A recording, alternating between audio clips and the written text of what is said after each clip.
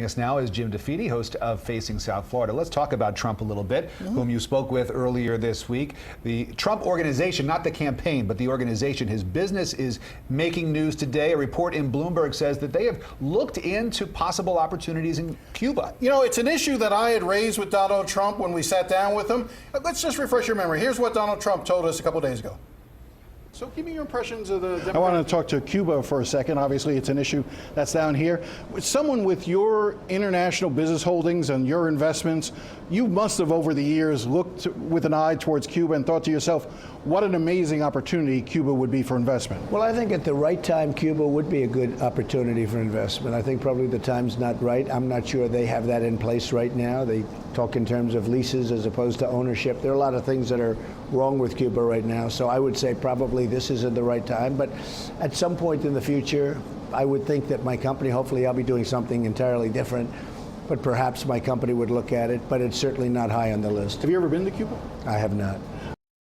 Now, so that was 2 days ago. Today, this morning, Bloomberg News, as you said, put out a report that at least 4 senior Trump execs have been visiting Cuba since as early as 2011, looking at the possibility of expanding golf to the island. There's only one golf course on the island, and they could envision there's some beautiful views there that they would want to see. Now, of course, Trump has never been there, but as I said, having his senior executives, that could play interesting here in Florida. Quickly, though, yeah, big picture as far as the Cuban-American vote here in South Florida and what that means for the Florida vote overall. Could it hurt him? It could. Look, Donald Trump has to sell himself well with the Cuban-American community here. You remember they were very much behind Jeb Bush and Marco Rubio. They felt that Donald Trump didn't treat those guys well. 2 Cuban-American congresspeople, Ileana Ross-Layton, Carlos Cabello, still refused to support Trump. So Trump needs to work with Cubans. And if this story gains traction here in the United States that Trump was trying to do some business in Cuba, that could very well hurt him in Florida. All right, let's pivot to Hillary Clinton. It's her big night tonight, perhaps the biggest speech of her life.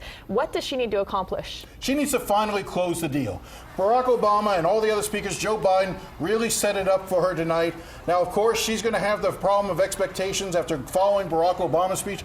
No one's expecting her to be the orator that Barack Obama is. But she needs to sort of provide that same hopeful message. And in some ways do what Tim Kaine did as well. She may be, as some people say, one of the most famous women in the world who people really don't know the true self of. At least that's what they believe, those who support her. So she's going to have to go through her history a little bit, talk about her past, talk about her journey to get here tonight, and offer a vision for America that she hopes folks will relate to. It's so interesting because Trump very clearly was trying to convince perhaps Bernie voters or independents to vote for him. All Hillary Clinton really needs to do is convince Barack Obama's voters to vote for her, and she wins, period. Put that coalition together. But the problem where she's got right now is young people. She needs to do better with young people. She needs to get Bernie people involved. And she also needs to make sure that the African-American community stays tightly around her. And then expand and try to reach out to Republican voters who are disaffected by Trump. The question is, can she get more Republicans supporting her than Trump can get Bernie supporters to support him? Jim DeFede. Jim, as always, thanks very much.